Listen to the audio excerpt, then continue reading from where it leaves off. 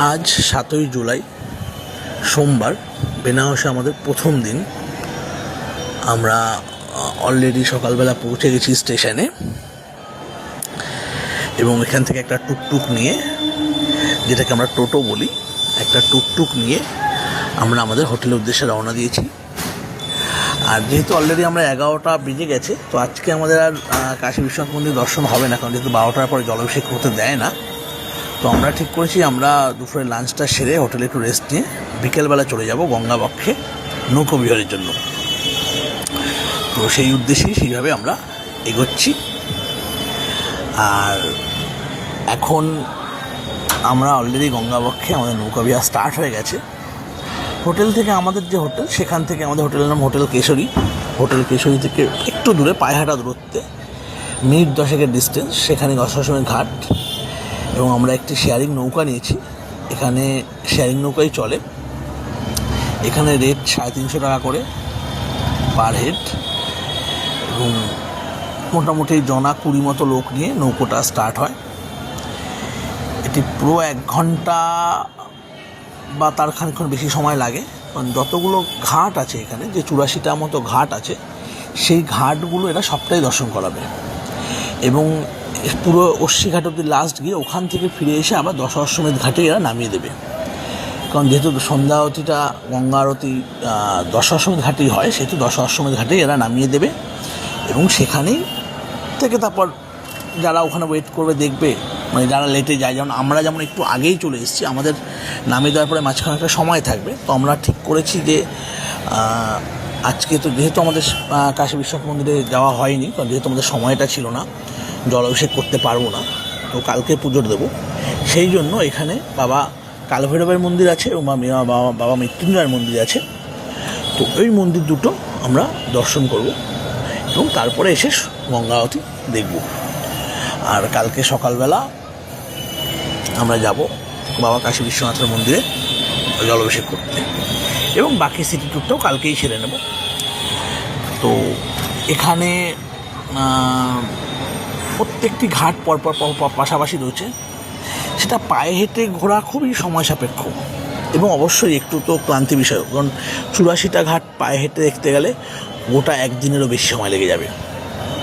তো সেই জন্য এইটা একটা খুব ভালো সিস্টেম, এই নৌকা বিহারে, কারণ এরা পুরো 84টা ঘাটই কভার করে এবং প্রত্যেকটা ঘাট সম্বন্ধে এরা বলছে যে কোনটা খেয়ে, যেমন এটা পঞ্চগঙ্গা ঘাট, তো এরপরে আরও ঘাট আছে এবং সব পাশাপাশি খুব ডিস্টেন্স নয় যে একটা থেকে একটা, কিন্তু যেহেতু 84টা ঘাট আছে সেহেতু এটা সময় সাপেক্ষ ব্যাপার। তো বেনারসে আমরা আজকে আর কালকে আছি, তারপরের দিন অযোধ্যার উদ্দেশ্যে রওনা দেব। তো দুদিনে আমার মনে হয় বেনারসে মোটামুটি কভার আপ হয়ে যায়। যারা বেনারস আসতে চাইছেন বা যারা বেনারসে ঘুরতে চাইছেন, দুদিন যদি হাতে সময় থাকে তো 3 দিন কোনো অসুবিধা নেই। কারণ এখানে প্রচুর মন্দির আছে। আমি হোটেল থেকেই খবর পেলাম, আমাদের যে হোটেলে আমি উঠেছি সেই ম্যানেজার যে দাদা আছে, সেই দাদাই আমাদের বললো কালকে ম্যানেজাররা সিটি ট্যুরের ব্যবস্থা করেছে, তো উনি সব গাড়ি ফাড়ির ব্যবস্থা করে দিয়েছে।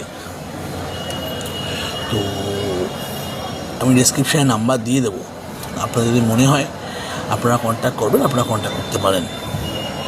তো কালকের দিনে সারাটা হয়ে যাবে। আর আজকে দিনে মোটামুটি এই মেনটাই হচ্ছে যে নৌকা বিহারটাই সবচেয়ে বড় টাইমিং নেবে। আর যেহেতু গঙ্গা আরতি ওটা তো রাত্রি 7:30 শুরু হয়, 7:30 শুরু হয়, ঘণ্টাখানেক চলে। তো ওই জন্য আগে বাকি দর্শনগুলো করে নিলে ওই দিকটা সময় পাওয়া যাবে। আর এই যে সব একের পর এক ঘাট আমরা দেখে যাচ্ছি, অবিরাম একটা অসম্ভব সুন্দর দৃশ্য। এখানে প্রত্যেকটা ঘাটে সিনারি চেঞ্জ হয়ে যাচ্ছে।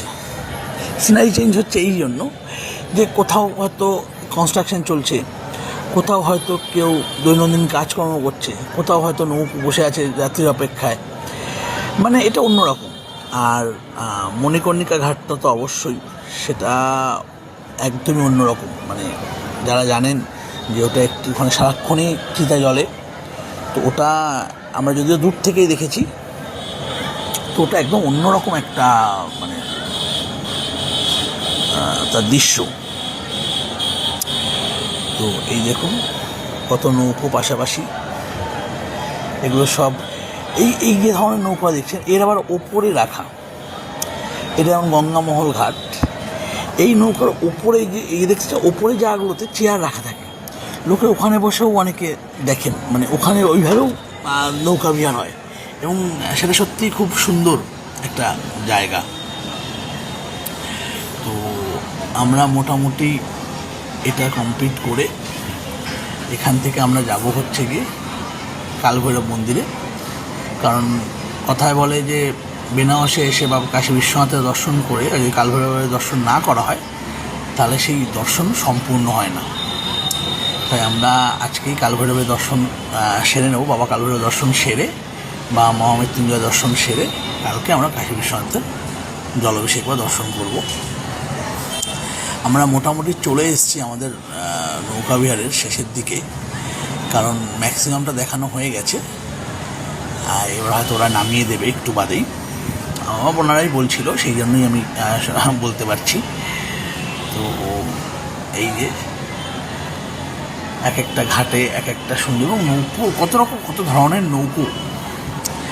এই যে মণিকর্ণিকা ঘাট এই দিকটা আছে, আরেকটা সাইড আছে, ওখানে চিতা জ্বলছে, আমরা দেখেছি অনেক, মানে যেহেতু আমরা জলের মধ্যে আছি তো আগের থেকে দেখা যাচ্ছে আপনাদেরও। এই যে এই সাইডটা মানে এক মানে বলে না যে ভগবান পঞ্চতত্ত্বে বিলীন হয়, ভগবানে পঞ্চতত্ত্বে বিলীন হচ্ছে। এই হচ্ছে মণিকর্ণিকা ঘাট, এই যে হচ্ছে আমাদের মণিকর্ণিকা ঘাট।